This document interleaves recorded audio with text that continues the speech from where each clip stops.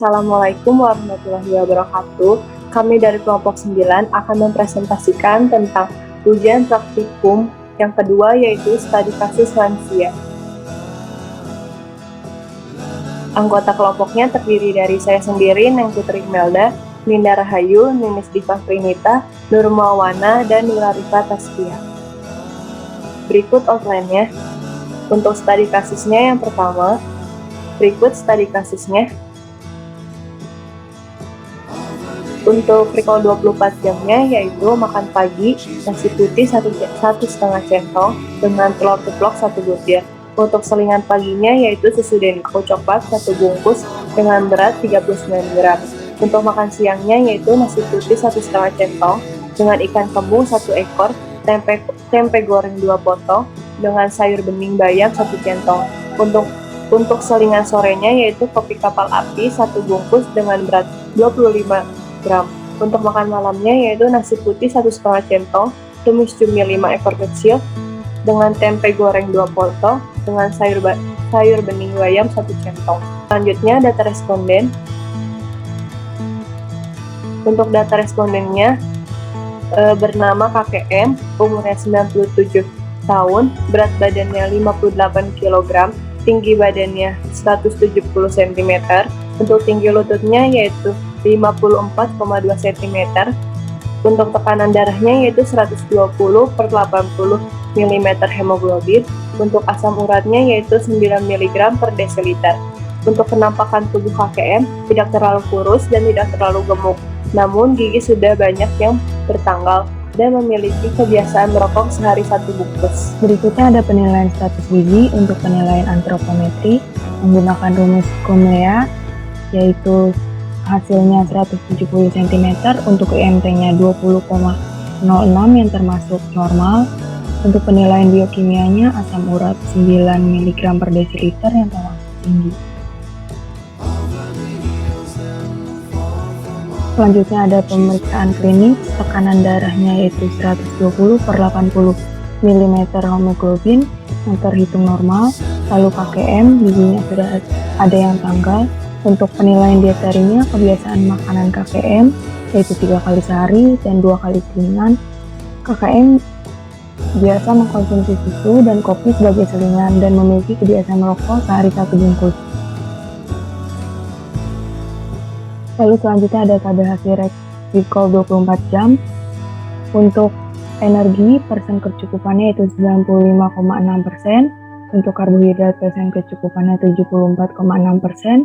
Untuk protein, persen kecukupannya itu 112,3%. Untuk lemak, persen kecukupannya itu 140,8%. Berikutnya ada persyaratan dan rekomendasi diet. Untuk prinsipnya yaitu memenuhi AKG sesuai dengan usia, dengan prinsip variasi makanan beraneka ragam untuk memenuhi kebutuhannya. Selanjutnya ada syarat. Yang pertama, sebaiknya mengkonsumsi serat yang berasal dari sayur-sayuran, buah-buahan, dan juga gandum utuh. Yang kedua, memperhatikan tekstur makanan yang dikonsumsi. Yang ketiga, membatasi makanan yang tinggi garam dan gula. Yang keempat, pilih makanan dan minuman yang netral. Menghindari cita rasa makanan dan minuman yang tajam seperti terlalu pedas, asam, manis, dan gurih. Yang kelima, membatasi makanan yang mengandung purin tinggi. Yang keenam, mengkonsumsi banyak cairan. Yang ketujuh, mengurangi asam lemak jenuh.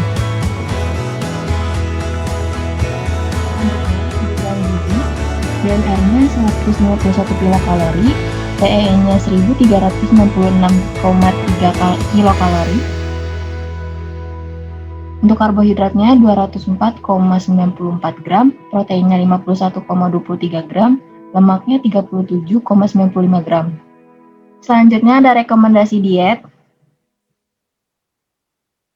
Untuk energinya, rekomendasinya 1415, kebutuhannya 1366,3, persennya 100,56, karbohidrat rekomendasinya 236, kebutuhannya 204,94, persennya 115,15, protein rekomendasinya 58, kebutuhannya 51,23, persennya 113,21, Untuk lemaknya rekomendasinya 38, kebutuhannya 37,95, persennya 100,13. Selanjutnya ada rekomendasi menu. Untuk makan paginya nasi goreng dengan ayam tanpa kulit, wortel dan kacang polong. Selingan paginya pisang dan buah naga. Makan siangnya nasi putih, pepes ikan tuna, tempe bacem, labu siam kukus. Selingan siangnya alpukat wijen dan madu. Makan malamnya nasi putih, sayur terong tahu, ikan nila bakar mentega. Selingan malamnya susu mix kacang almond.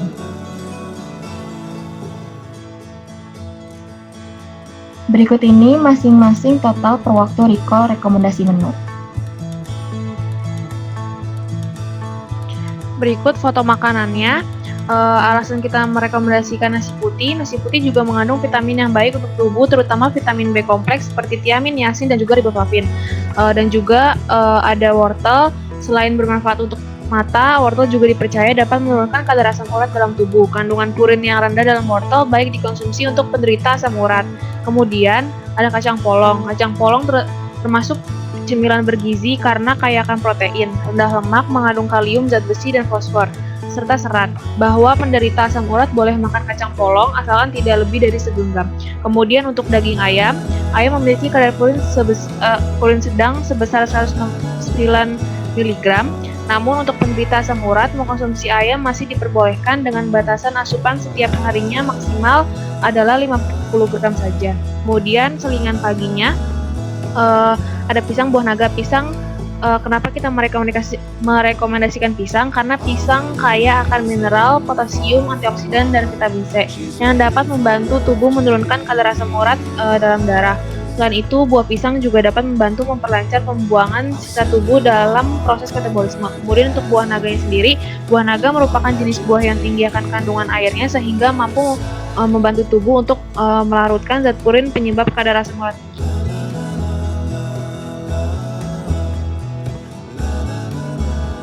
Kemudian makan siangnya ikan tuna.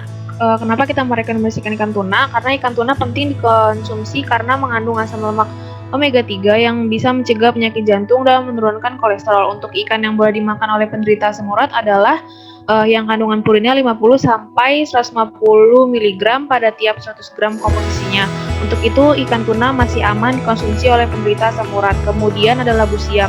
Kandungan serat pada labu siam dapat membantu memperlancar proses metabolisme. Labu siam juga memiliki kandungan purin yang rendah, sehingga bisa dimasukkan ke dalam menu diet rendah purin untuk penderita asam urat. Kemudian untuk tahu dan tempenya sendiri. Untuk tahu dan tempe, fermentasi kedelai yang menjadi bagian dari proses pembuatan tempe dan tahu bisa menghancurkan asam aminopurin dan pirimidin penyebab asam urat. Tempe dan tahu juga dapat meningkatkan asupan kalium untuk menjaga kepadatan tulang pada lansia jika dibandingkan dengan kelompok yang tidak menambah asupan kalsium. Kemudian untuk selingannya, mengonsumsi alpukat untuk lanjut usia yaitu dapat mengurangi resiko gangguan penglihatan dan gangguan ingatan. Alpukat juga dapat menurunkan asam basa tubuh sehingga kadar asam urat dalam tubuh dapat berkurang dengan sendirinya. Kemudian untuk biji wijen diperkaya serat tinggi yang bagus untuk kesehatan. Per 30 gramnya biji wijen sudah bisa memenuhi 12% asupan harian serat yang penting untuk kelancaran pencernaan. Kemudian untuk madu adalah sumber energi dan gizi yang dapat diserap langsung oleh tubuh, di mana pada lanjut usia organ pencernaan sudah mulai berkurang fungsinya. Selanjutnya untuk makan malam, mengapa kita memilih menu tersebut? Untuk tahu sendiri yaitu fermentasi kedelai yang menjadi bagian dari proses pembuatan tahu bisa menghasilkan asam aminopurin dan pirimidin penyebab asam urat, serta asupan kalsium untuk menjaga kepadatan tulang pada lansia jika dibandingkan dengan kelompok yang tidak menambah asupan kalsium.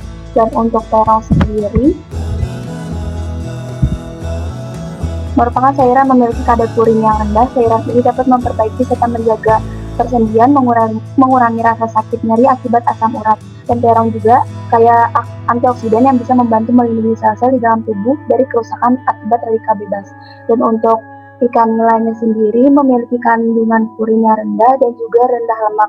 Kandungan selenium pada ikan nila terbilang tinggi yang berfungsi sebagai antioksidan yang membantu menangkal masuknya radikal bebas.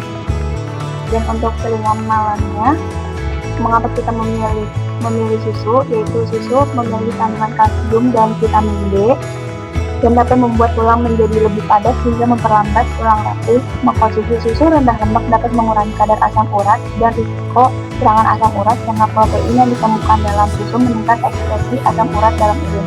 Dan untuk kacang almond sendiri merupakan protein nabati yang aman dimakan oleh orang yang dengan kadar asam urat tinggi meskipun memiliki zat purin dalam kandungan kacang almond terbilang rendah.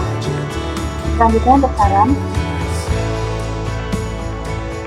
disarankan untuk KPM menghindari makanan yang tinggi purin agar asam urat KPM normal kembali, dan serta mengurangi kebiasaan merokok agar perlahan dapat lepas dari kebiasaan. Dan juga disarankan agar KPM lebih memperhatikan tekstur dari makanan untuk memudahkan dia memakan, dan membatasi makanan yang tinggi garam, gula, dan pisah makanan dengan minuman yang netral. Hindari cita rasa makanan dan minuman yang tajam. Ini dia buku diskusi kami serta wawancara dengan responden. Sekian dari kelompok 9, kurang lebihnya mohon maaf, semoga bermanfaat untuk semua. Wassalamualaikum warahmatullahi wabarakatuh.